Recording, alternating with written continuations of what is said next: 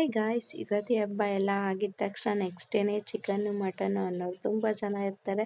ಅದೇ ರೀತಿಯಾಗಿ ನಮ್ಮ ಮನೇಲೂ ಅಷ್ಟೇ ಚಿಕನ್ ಮಟನ್ ಮಾಡೋಣ ಅಂತ ಹೇಳ್ಬಿಟ್ಟೆಲ್ಲ ರೆಡಿ ಮಾಡ್ಕೋತಿದ್ವಿ. ಚಿಕನ್ ಬಂದ್ಬಿಟ್ಟು 4 kg ತರಿಸಿದ್ರು. ಹಾಗೆ ಮಟನ್ ಬಂದ್ಬಿಟ್ಟು ಇಲ್ಲೇ ಜೊತೆಗೆ ತೊಗೊಂಡಿದ್ವಿ. ನಮ್ಗೆ 8 kg ಪಾಲಾಯಿತು. ಸೊ 8 kg ತೊಗೊಂಡ್ವಿ. ಅದಕ್ಕೋಸ್ಕರ ನಾವು ಶುಂಠಿ ಬೆಳ್ಳುಳ್ಳಿ ಪೇಸ್ಟು, ಕೊತ್ತಂಬರಿ ಸೊಪ್ಪು, ಪುದೀನ ಪೇಸ್ಟು, ಕೊಬ್ಬರಿ ಪೇಸ್ಟು, ಹಾಗೆ ಟೊಮೊಟೊ ಮತ್ತು ಈರುಳ್ಳಿ ಪೇಸ್ಟ್ನ ಮಾಡ್ಕೊಂಡಿದ್ವಿ. ನೋಡಿ, ಮಟನ್ ಒಂದು ಬಕೆಟ್ ಆಗಿದೆ. ಹಾಗೆ ಚಿಕನ್ ಅಷ್ಟೇ 4 kg. ನಿಮ್ಗೆ ಮಿನಿಮಮ್ ಗೊತ್ತಾಗುತ್ತೆ ಅಲ್ವಾ. ಸೊ ಅದಕ್ಕೆಲ್ಲ ಜೋಡಿಸ್ಕೊಂಡು ಚಿಕನ್ ಸಾಂಬಾರು ಹಾಗೆ ಮಟನ್ ಸಾಂಬಾರನ್ನ ನಾವು ಸ್ಟಾರ್ಟ್ ಮಾಡಿದ್ವಿ. ಇದು ಮೊಟ್ಟೆ ಕೋಳಿ ಸಾಂಬಾರು, ಕೋಳಿ ಮಾಡಿದ್ದು. ಹಾಗೆ ಮಟನ್ ಸಾಂಬಾರಂತೂ ತುಂಬಾ ಚೆನ್ನಾಗಿತ್ತು. ಅದೇನಕ್ಕಪ್ಪ ಅಂತಂದರೆ ಸಪ್ಪೆ ಅನ್ನೋಂಗೆ ಕಾಣಿಸ್ತು. ಅದಕ್ಕೋಸ್ಕರ ನಮ್ಮ ಭಾವಂಗೆ ಹೇಳಿದೆ, ಸಪ್ಪೆ ಆಗಿದೆ ನೋಡಿ, ಉಪ್ಪಾಗಿಲ್ಲ ಅಂತ ಹೇಳ್ಬಿಟ್ಟು. ಅವ್ರಿಗೂ ಹಂಗೆ ಅನ್ನಿಸ್ತು.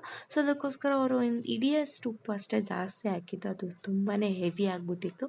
ಆ ಉಪ್ಪು ಕಮ್ಮಿ ಮಾಡೋದಕ್ಕೋಸ್ಕರ ನಾವು ಒಂದು ತಲೆ ಕೆಡಿಸ್ಕೊಂಡ್ವಿ, ತುಂಬಾ ತಲೆ ಕೆಡಿಸ್ಕೊಂಡ್ವಿ. ಅದರಲ್ಲಿ ಸ್ವಲ್ಪ ಆಲೂಗೆಡ್ಡೆ ಹಾಕಿದ್ವಿ, ಹಾಗೆ ಚಪಾತಿ ಹಿಟ್ಟಿನ ಉಂಡೆನ ಮಾಡಿ ಹಾಕಿದ್ವಿ. ಉಪ್ಪು ಅನ್ನೋದು ತುಂಬಾ ಕಮ್ಮಿ ಆಯಿತು.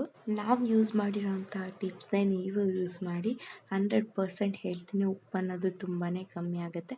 ನೋಡಿ, ನಮ್ಮ ಮನೇಲಿರೋಂಥ ಎಲ್ಲ ಪುಟಾಣಿಗಳು ಊಟ ಮಾಡ್ತಿದ್ವು. ಹಾಗೆ ನಮ್ಮ 2 ಪುಟಾಣಿ ನೋಡಿ, ಒಬ್ಬರು ಜೋಲಿಯಲ್ಲಿ ಒಬ್ಬರು ಆಟ ಆಡ್ಕೊಂಡಿದ್ವು. ಇಷ್ಟ ಆಗಿತ್ತು.